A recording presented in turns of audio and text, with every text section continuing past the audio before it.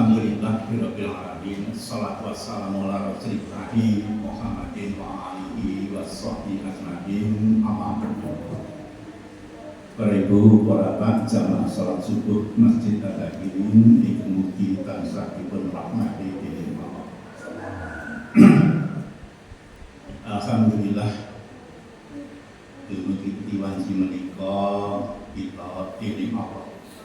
Taksih pun paringi kesempatan pinanggih kalian bulan suci, bulan ingkang mulia inggih menika bulan Ramadan wonten ing taun 1447 Hijriah. Bapak kita hormati, sinten kemawon lan menapa kemawon yang berkaitan, yang berhubungan, yang berkaitan, yang sesambetan, yang berinteraksi dengan Al-Quran menika niscaya akan menjadi suci dan mulia.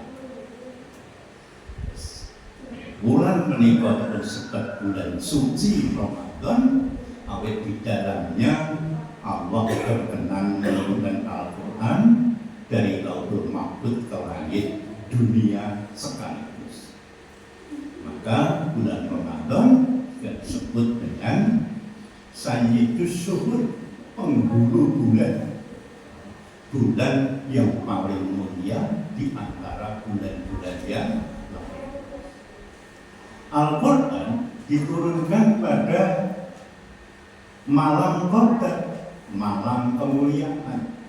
Maka Lailatul Qadar menjadi malam yang sangat mulia dan menjadi khairul layali, dan malam Qadar itu lebih baik dari 1000 bulan. Al-Quran diturunkan dumateng junjungan kita Kanjeng Muhammad sallallahu alaihi wasallam. Maka Kanjeng Nabi menjadi Sayyidul Anbiya wal Mursalin, menjadi penghulunya, menjadi pemimpinnya para nabi dan para rasul. Malaikat Al-Quran diturunkan lewat malaikat Jibril, perantara yang membawa Al-Quran kepada Nabi adalah malaikat Jibril. Maka malaikat Jibril menjadi Sayyidul Malaikat, penghulunya para malaikat. Al-Quran diturunkan di kota Mekah dan Madinah. Maka tanah di Mekah dan Madinah disebut tanah haram, tanah suci, tanah suci.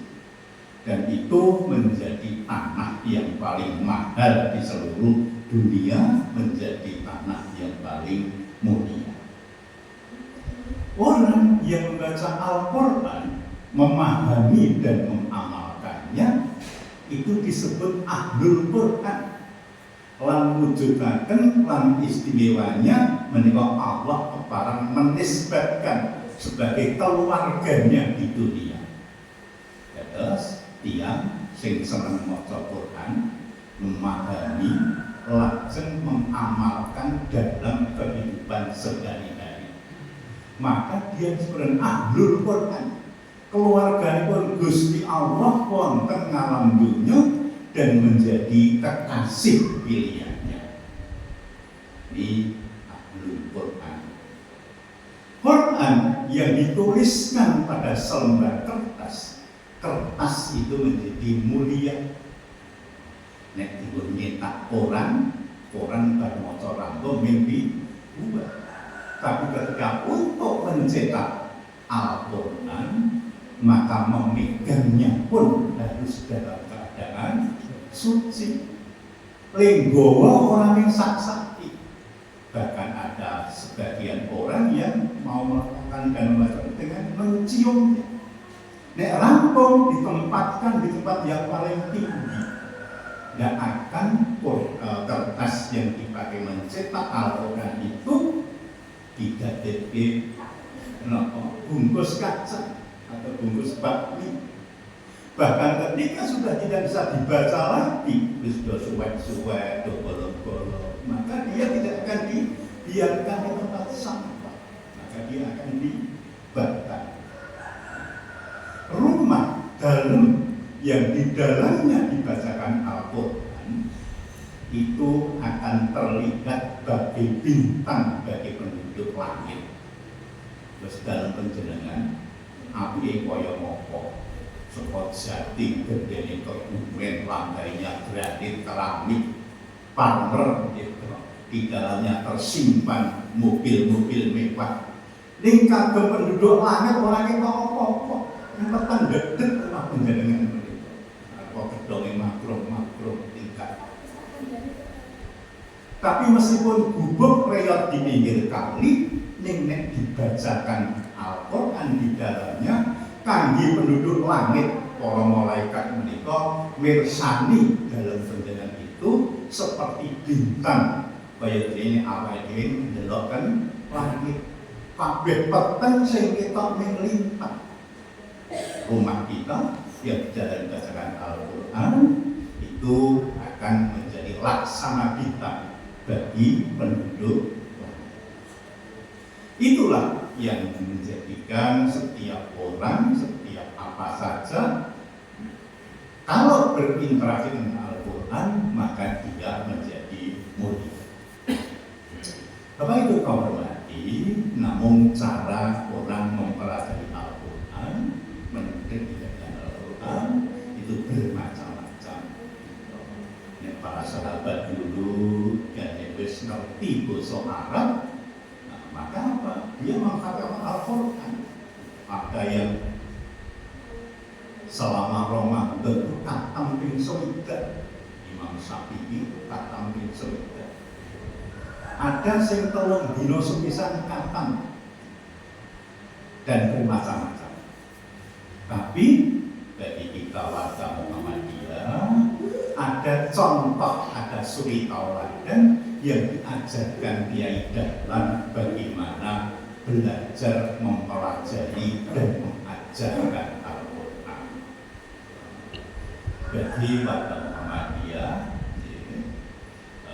surat pada rakaat kedua surat Al-Ma'un itu menjadi melegenda di kalangan Muhammadiyah. Amargi menapa Kiai Dahlan mulangi Al-Ma'un menika ngantos 3 bulan. Mulai ngantek do jelek protes kalian Kiai Dahlan. Kiai napa pun diulangi Al-Ma'un pun saksi ora ganti-ganti. Waktu ganti pun do jelek. Kiai Dahlan nuntut saka wis ngamal ki Al-Ma'un.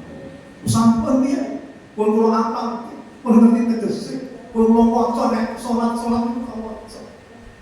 Tapi yang dimaksud Kiai Dahlan ternyata tidak cukup dengan itu.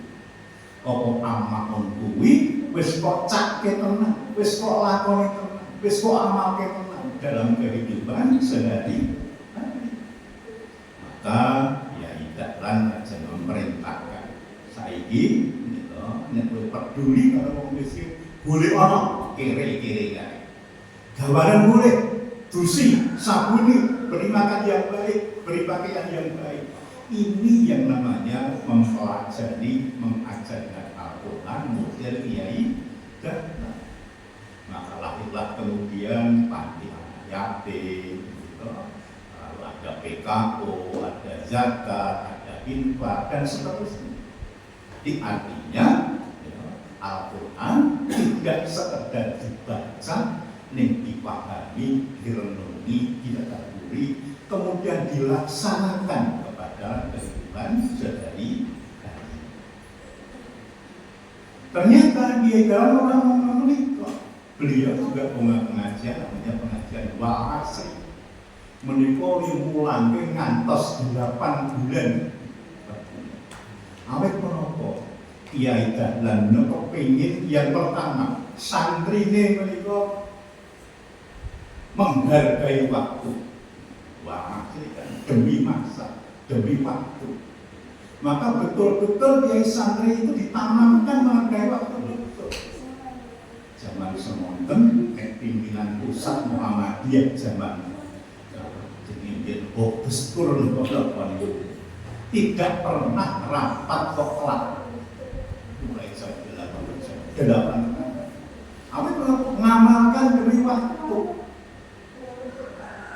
Ketua kami rapat undang jam 11:30 mulai jam Mas Rian. Ini dan dari rumah gitu, memakai waktu menikah saking dalam peserta rapat itu sudah duwe sumbangan pemikiran karena dalam rapat itu sudah ditulis agendanya ini maka sekon dalam itu masing-masing sudah punya sangu apa yang akan disumbangkan dalam rapat. Yang kedua kepingin bahwa amalan waktu yang tersedia itu dikerjakan untuk memperbanyak amal soleh. Itu dari orang asli. Yang ketiga, ojo ngantek amal soleh yang dilakoni menika menjadi musroh, menjadi mubadir, menjadi hangus karena pamer dan riya. Dan yang keempat, beliau mengajar lewat budaya asli itu apa? Kue ini menghadapi dakwah kehidupan sehari-hari yang banyak tantangan pada waktu itu kamu menjadi orang-orang yang sabar. Nah, menikah pelajaran yang didapat dari model pembelajaran yang diberikan oleh Kiai Dahlan. Bahkan Nabi Kiai Dahlan tadi mendirikan Persatuan Muhammadiyah yang beliau jadikan pegangan itu adalah mengamalkan perintah surat Ali Imran, surat Ali Imran 104. Dan hendaklah ada di antara kamu segolongan umat yang menyeru kepada kebajikan dan menyuruh kepada yang makruh dan mencegah dari yang munkar.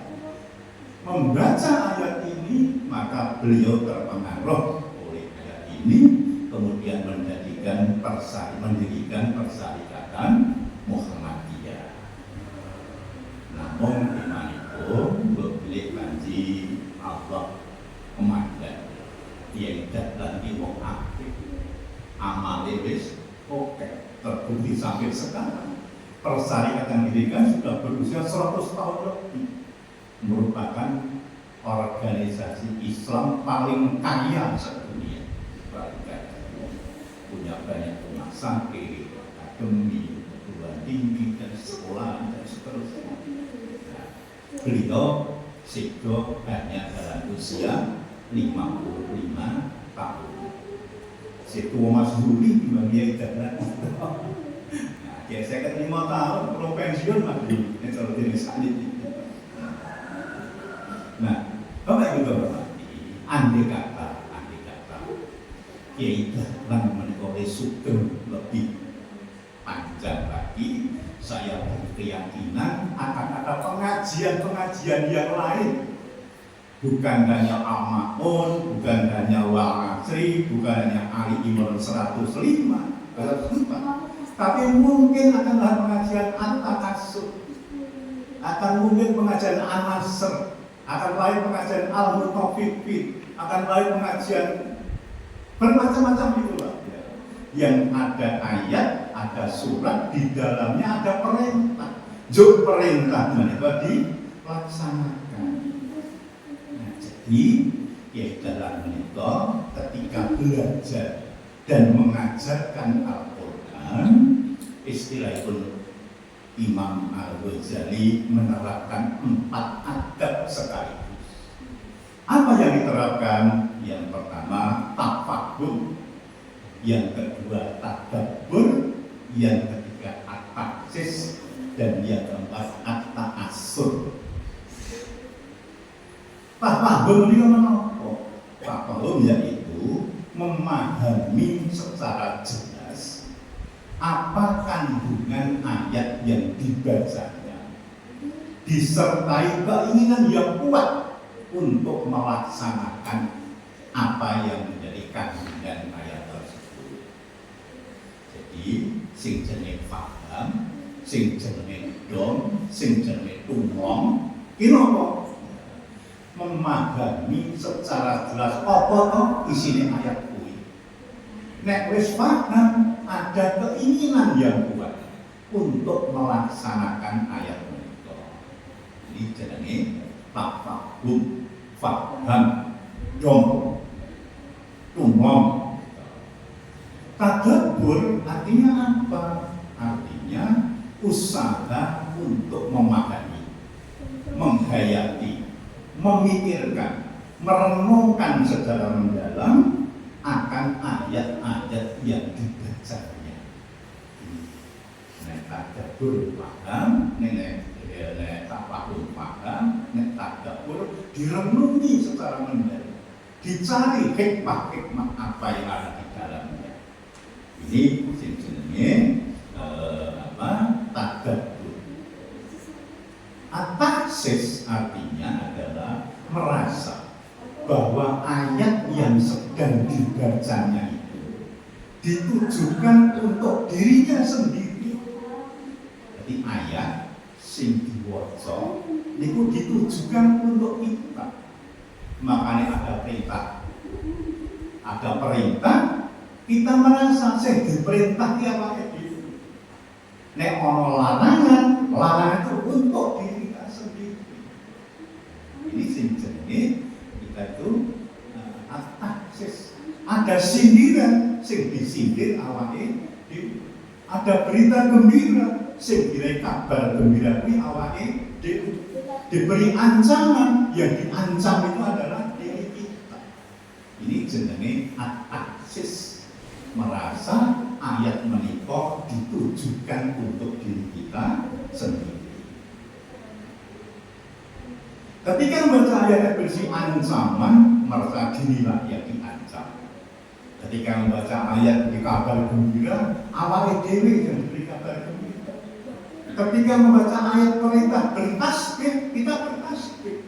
Perintah bertakbir, kita bertakbir. Perintah berdoa, kita berdoa. Perintah istighfar, kita beristighfar.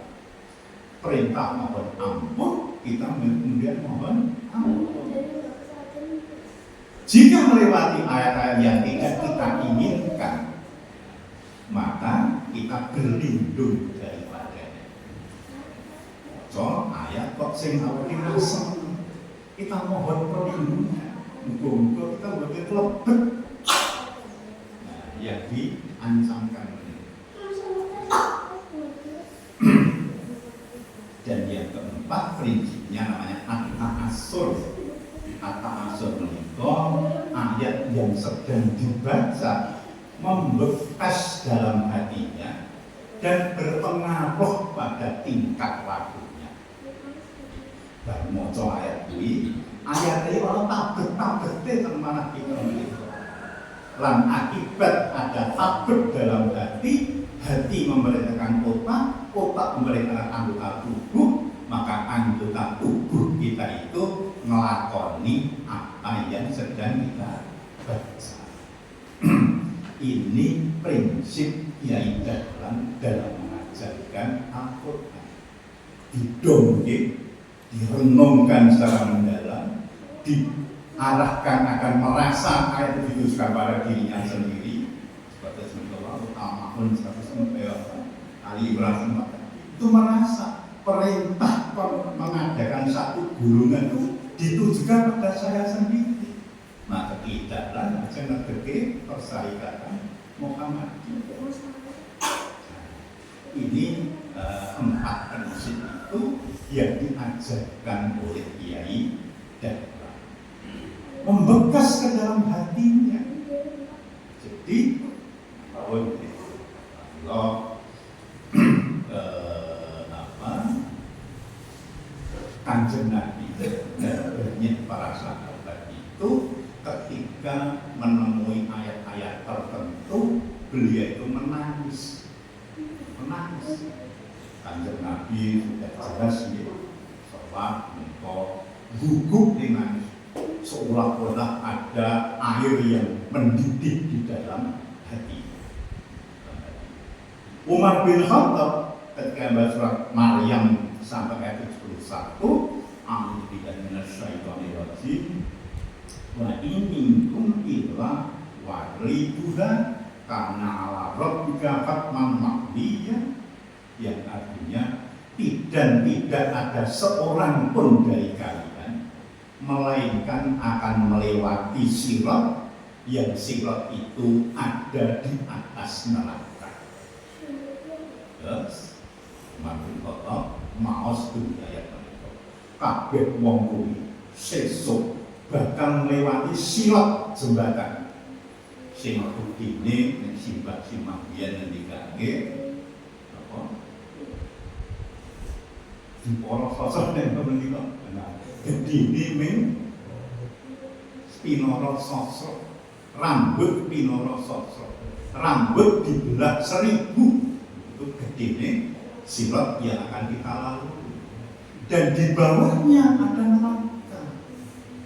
Nalika maca ayat menika, Umar bin Khattab menangis dan berdoa, "Duh Gusti Allah, menapa kula menika klebet mangke tiyang ingkang panjenengan slametaken ketika memenuhi jembatan atau sirat menika." Ini makanya ayat yang dibaca itu membekas ke dalam hati.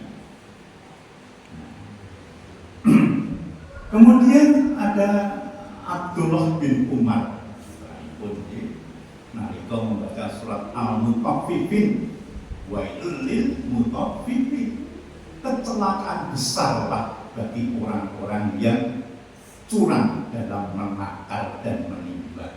Cilaka banget, cilaka gede wong sing curang nalika nimbang. Pripun curang? Mereka adalah orang-orang yang apabila menerima takaran nek tuku, orang ini meminta dipenuhi, jaluk dianati, ning nek ngedol nyalah dikurangi. Maka nek sampeyan biyen lengah kali timbangan diganjel nganggo pinggol, nek tuku pinggole dinggo ngisor bandul, nek adol dikesor ngisor omprat, saya dorong kebak, itu sudah. Ini membaca surat ini, Abdullah bin Umar itu tiba-tiba menangis dan tersungkur. Jangan sampai kan ternyata ayat ini sekali masih berlaku. Orang yang curang dalam menyakar atau menipu, dan bahkan sama ini orang yang dodol cilik-cilik, caranya pun semakin canggih. Nek om bensin lima curang dalam menakar mereka dengan program komputer, programnya mereka dipercepat. Rong ngantek 1 liter wis muni 1 liter. Tahun lalu Menteri Pertanian geger menemukan apa? Minyak goreng merek minyak kita. Tulisannya labelnya volume 1 liter. Baru diukur tenan ternyata hanya 0,85 liter. Tahun lalu Menteri Pertanian menemukan beras kemasan 5 kg, tulisannya 5 kg premium. Baru timbang ternyata 4 kilo kunjung sedikit. Berasnya ternyata bukan premium. Premium itu cenderung Mas Budi ini sing patah menika 5%, kadar berapa persen. Ternyata menilang bukan premium. Nah, ini namanya kecurangan dalam menakar. Jadi ayat sing turun 1400 tahun yang lalu itu ternyata masih cocok, masih relevan dugi tiang. Nah, kita sebagai warga Muhammadiyah hendaknya kita juga meniru. Nek maca Al-Quran, nek belajar Al-Quran, tidak sekedar maca tadarus, tetapi juga nggatekake sampai 4 hal. difahami, ditadaburi, dirasakan ayat itu adalah ditujukan kepada kita, jokbar kuwi ditunjukkan dalam kehidupan sehari-hari.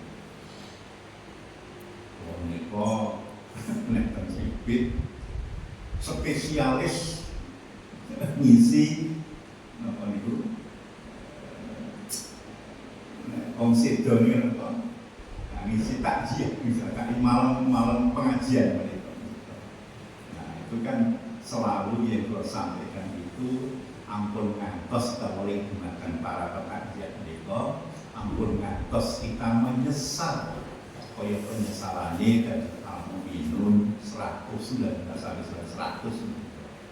Ben kita mati menika kita ternyata getun wis miruh jebulane adab kubur iki ana tenan, siksa kubur iki ana tenan, nikmat kubur iki ana tenan. Njuk napa? Bar wis menyaksikan itu nyuwun kalian Gusti Allah mugi paduka bangsulaken kula teng alam dunya untuk berinfak dan melakukan amal soleh yang dulu telah kami tinggalkan.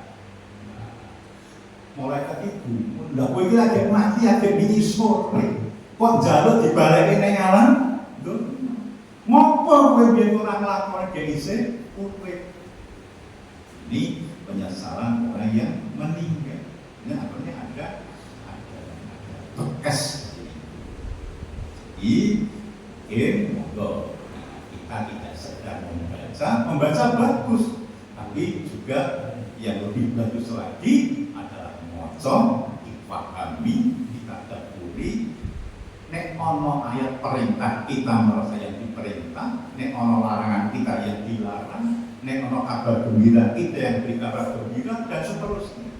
Dan yang keempat adalah at-ta'assur, itu berbekas ke dalam hati, juga mempengaruhi kehidupan kita selanjutnya. Ini yang hendaknya warga Muhammadiyah meniru Kiai Dahlan dalam mempelajari Al-Quran dan kemudian mengamalkannya. Apa itu kehormati? Kita sering sampai bulan Ramadan karena mengenal Al-Quran, banyak yang berinteraksi dengan Quran. Kita tanya pun katam pinten yuk, wah alhamdulillah pun ping kalih, ada yang pun ping 3. Tapi ketika ditanya pun katam ping pinten Bu jenengan maca Quran sak maknane, ini ternyata masih jarang dilakukan. Padahal Quran itu adalah kados nyanyian senandungnya itu. Wa sanaduli imaman wa nuron wa hudan wa rahmah. Bagaimana kita bisa jadikan Quran sebagai imam, sebagai nur, sebagai hudan, sebagai rahmat? Nek kita memahami apa yang kita baca, maka para ulama mengatakan maca Quran sak maknane sampai pada pengamalannya itu lebih disukai daripada membaca ayat yang banyak yang tidak ada tindak lanjutnya. Nah, dulu maka mungkin nek munggo Kiai Dahlan sugeng panjang mungkin akan lahir pengajian Al-Mutafiqin kagem sinten kagem para bakul sing gunake timbangan, bukannya bakul pedagang besar pun begitu. Mungkin akan lahir juga at-takasur, alhaakumut takasur hatta yurtumul, bermegah-megahan telah melahirkan kamu hingga kamu masuk liang kubur. Pengajian at-takasur akhirnya apa? Wong ora seneng meneh bermegah-megahan. Saniki kan tanpa kita rasakan kita itu bermegah-megahan. Omah dhuwur-dhuwuran, Ora terima tingkat 1, tingkat 2. Ora terima tingkat 2, tingkat 2. Omah api-apian. Nek yen nganggo plester munggah jadi tegel jadi keramik jadi granit munggah jadi marmer bermega-mega.